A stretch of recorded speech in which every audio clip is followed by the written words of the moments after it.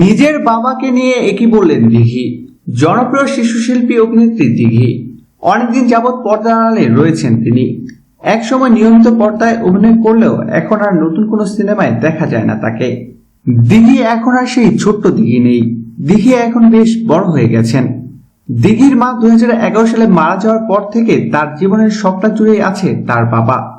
দিঘির কাছে এখন তার বাবাই তার মা এবং বাবা। দিঘি একটু বেখেয়ালি, তাই দিঘির বাবা সবসময় দিঘির খবর রাখেন। কোথাও বাইরে গেলে একটু পরপরই ফোন করে খবর নেন।